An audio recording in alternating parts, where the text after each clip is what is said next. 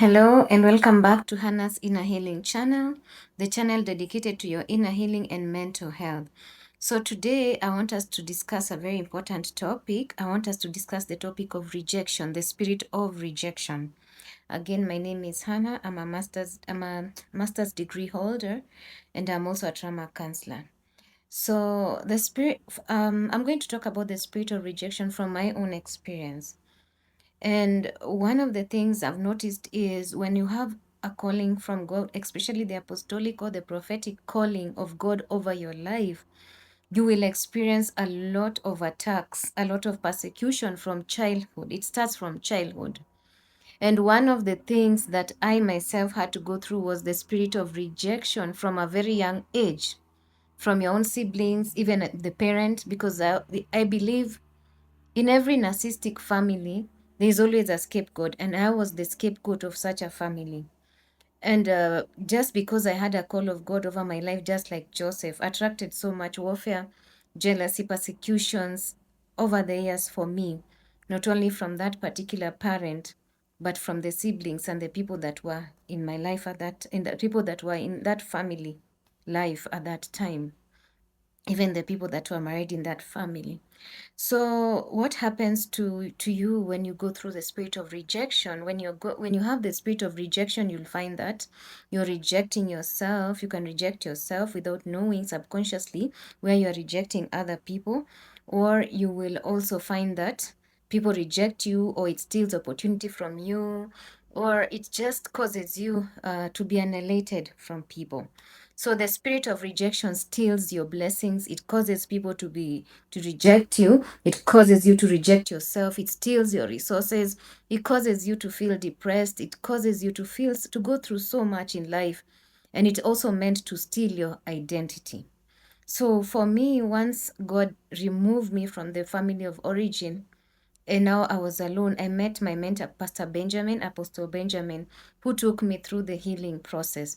And part of the healing was to be delivered from the spirit of rejection. When that spirit left my life, I realized I was attracting so much favor, blessings. But even because of God's faithfulness, even before I was fully delivered, I still had the favor of God, but now the favor became a lot.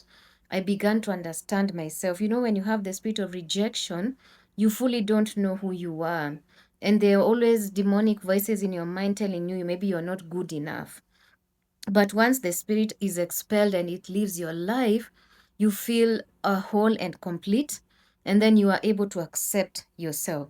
So, what are some of the symptoms that you carry the spirit of rejection? Number one, you're a people pleaser, like you want to please people. You don't have a backbone. You don't have a backbone to stand on your ground and say, "This is what I want to do."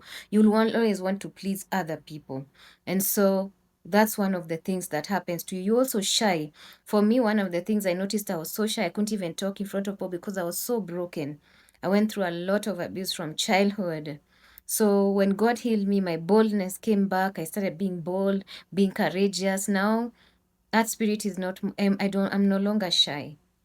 Another thing also is it causes you to have a low self-esteem, which can manifest in different ways where you don't believe that you can amount to anything because maybe growing up, that's all you were told, that you cannot amount to anything. So when that spirit leaves, you feel confident. You know, there are things my mentor would tell me because he also had a prophetic gift about my life that came to pass, most of them, and some I know will come to pass.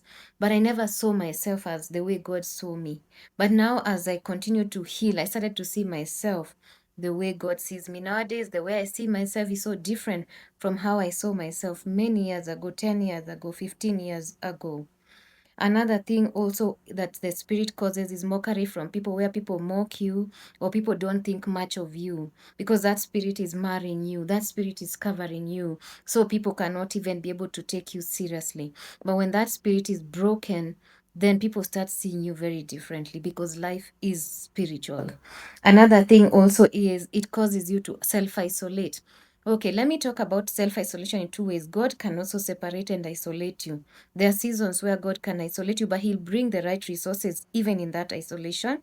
but now you can also self-isolate where you're keeping off people. So God will also come and deliver you from that, and you'll feel comfortable even being around people.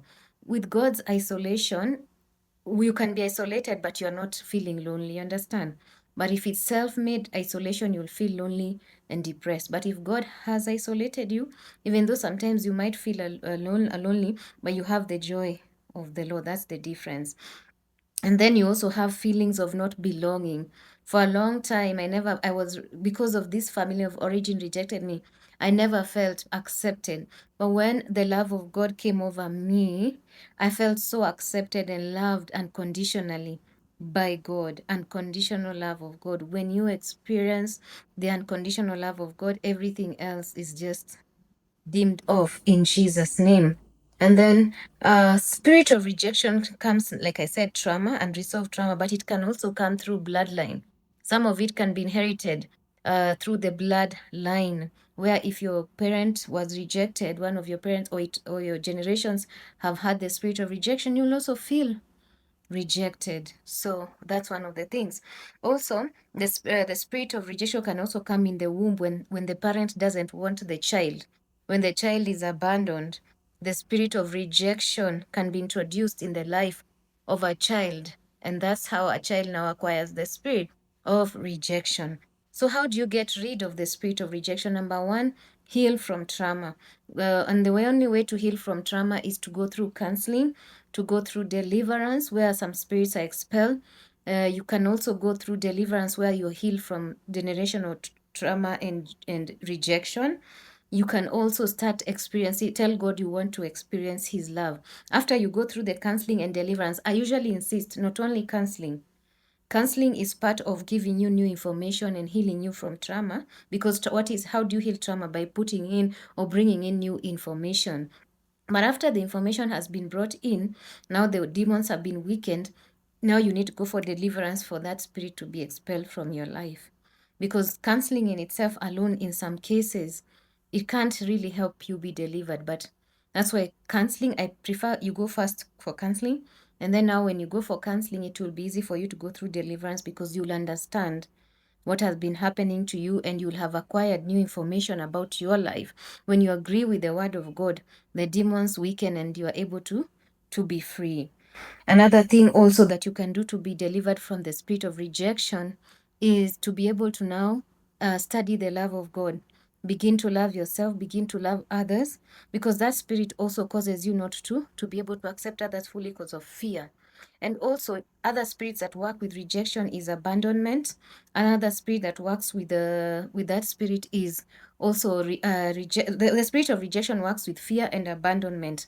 So once you're delivered from the spirit of rejection and abandonment, then you can be free. So those are some of the things that happen to you when you're going through the spirit of rejection.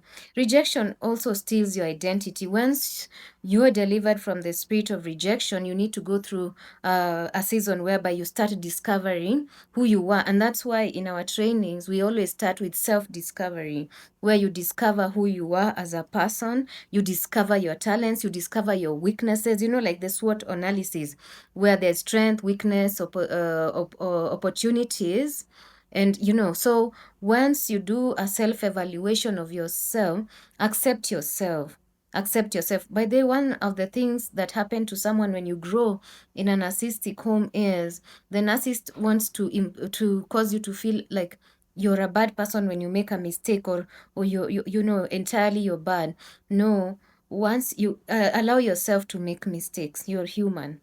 And I learned that from one of the pastors who told me, Anna, sometimes allow yourself to make mistakes, because the narcissistic family teaches you to be hard on yourself.